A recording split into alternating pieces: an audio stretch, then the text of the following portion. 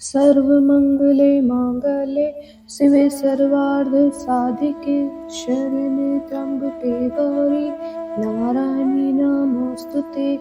आज गुप्त नवरात्रि का तीसरा दिन।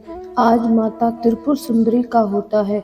देवी त्रिपुर सुंदरी अनुपम सौंदर्य, भक्तों को अभय प्रदान करने वाली, यौवन युक्त और तीनों लोकों में विराजमान है और उन्हें कई नामों से जाना जाता है।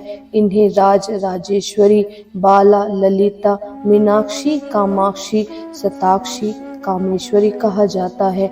अपनी सुंदरता और मोहकता से देवासुर संग्राम में असुरों को वश में कर लिया था। कहते हैं कि त्रिपुर सुंदरी की साधना करने वाले भक्तों को लौकिक और परलौकिक शक्तियां प्राप्त होती हैं। देवी पुराण में माता की बहुत सी शक्तियों के बारे में बात की गई है। ये सिर्फ तंत्र साधना के लिए ही नहीं बल्कि सुंदर रूप के लिए भी विख्यात जानी जाती हैं।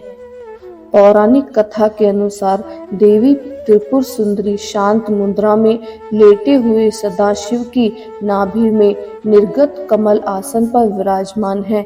चतुर्भुजी भुजाओं में देवी के पास अंकुश, धनुष और बाण है। देवी के आसन को ब्रह्मा, विष्णु, शिव और यमराज अपने मस्तक पर धारण करते हैं। देवी 3 नेत्रों से युक्त और मस्तक पर अर्ध चंद्रमा धारण करती है। देवी त्रिपुर सुंदरी अपने भक्तों की हर प्रकार की मनोकामनाओं को पूर्ण करती है, उनकी हर विपत्ति को दूर करती है और उन्हें अभय प्रदान करती है। कहा जाता है कि देवी त्रिपुर सुंदरी की पूजा करने से आत्मिक बल, यश और कीर्ति की प्राप्ति होती है। माँ त्रिपुर सुंदरी की कथा। कहा जाता है कि माँ त्रिपुर सुंदरी देवी की कहानी भगवान शिव और उनकी पत्नी माता सती से जुड़ी हुई है। दरअसल राजा दक्ष प्रजापति की पुत्री सती भगवान शिव से विवाह करना चाहती थी, लेकिन दक्ष को ये मंजूर नहीं था। फिर भी सती ने भगवान शिव से ही विवाह कर लिया। ऐसे में एक बार राजा दक्ष ने यज्ञ करवाया। उस यज्ञ में ब्रह्मा, विष्णु, इंद्र और अन्य सभी देवी देवताओं को आमंत्रित किया, लेकिन जानबूझकर अपने दामाद भगवान शंकर को नहीं बुलाया। माता सती ने इसे भगवान शिव का अपमान मानकर और बिना बुलाए यज्ञ स्थल पर जा पहुंची। माता सती ने अपने पिता दक्ष से शिव को आमंत्रित न करने का कारण पूछा। इस पर दक्ष प्रजापति ने भगवान शंकर को अशब्द कहे।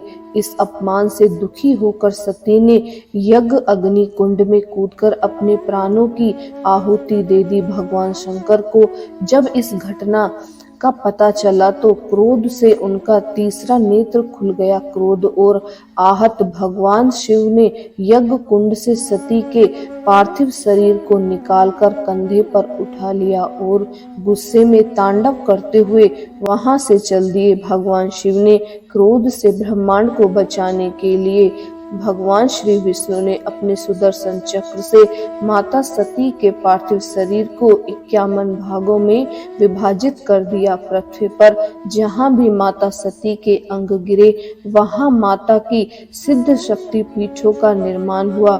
माँ त्रिपुर सुंदरी का यह शक्ति पीठ भी उन्हीं 51 में से एक माना जाता है। इस स्थान पर माता सती के पार्थिव शरीर की योनि का भाग गिरा था। यही कारण है कि प्राचीनतम तस्वीरों में मां को यौनावस्था में दर्शाया गया है। इस स्थान पर सती की योनि गिरने के पश्चात ही इस स्थान को अन्य शक्ति पीठों में गिना गया। तो ये थी माँ देवी त्रिपुर सुंदरी की कथा।